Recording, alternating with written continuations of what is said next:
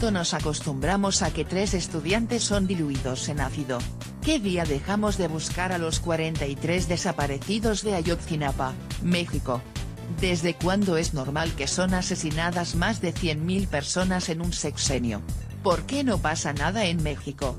De solo escribirlo me da escalofríos. Javier Salomón Aceves Gastelum, Jesús Daniel Díaz García y Marco García Ábalos, 3 estudiantes de cine de Guadalajara, desaparecieron el pasado 19 de marzo mientras grababan un video para una tarea escolar. La casa donde grababan un documental en la población de Tonalá, aparentemente, fue de un narco y, además, uno de los estudiantes fue confundido con un rival, según la información de la Fiscalía de Jalisco. Por eso, creen, fueron secuestrados por un cartel y torturados.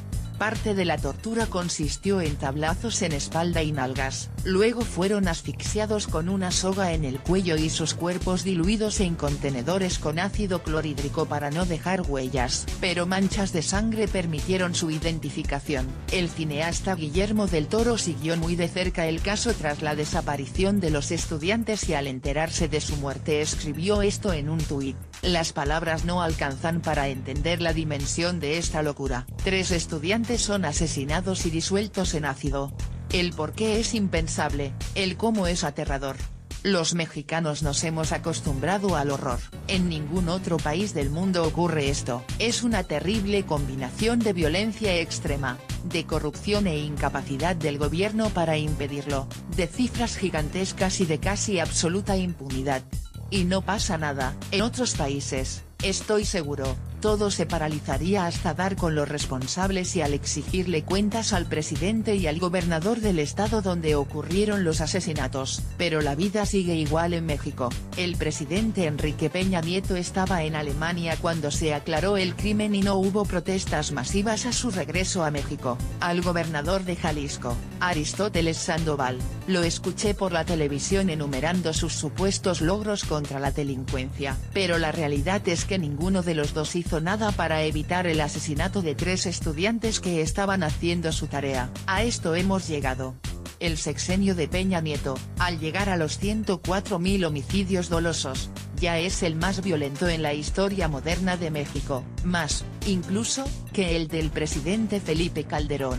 Peña Nieto será recordado como uno de los peores y más incompetentes presidentes que haya tenido México.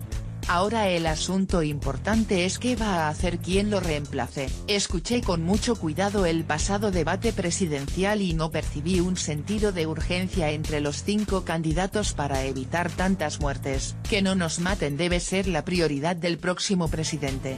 Yo quisiera escuchar a los candidatos en un largo debate, sin tantas reglas, sobre crimen y corrupción, y un consenso nacional sobre qué hacer, independientemente de las diferencias partidistas. Si las cifras de muertos y desaparecidos no cambian dramáticamente al principio del siguiente gobierno, el próximo presidente será visto como un fracaso o un engaño. No nos podemos dar el lujo de tener otro sexenio perdido y mortal como el de Peña Nieto. Tampoco nos podemos acostumbrar al horror.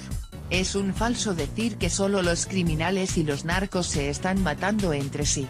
Javier, Jesús y Marco no eran criminales, tampoco lo eran los 43 estudiantes de Ayotzinapa. Siempre le ocurre a otros hasta que te toca a ti o a tu círculo más cercano, y tenemos que empezar aceptando que lo hecho contra la violencia y la corrupción en los últimos 12 años ha sido una trágica derrota. Sí. Hemos tenido 2 gobiernos incapaces que se rehusaron a cambiar una estrategia equivocada.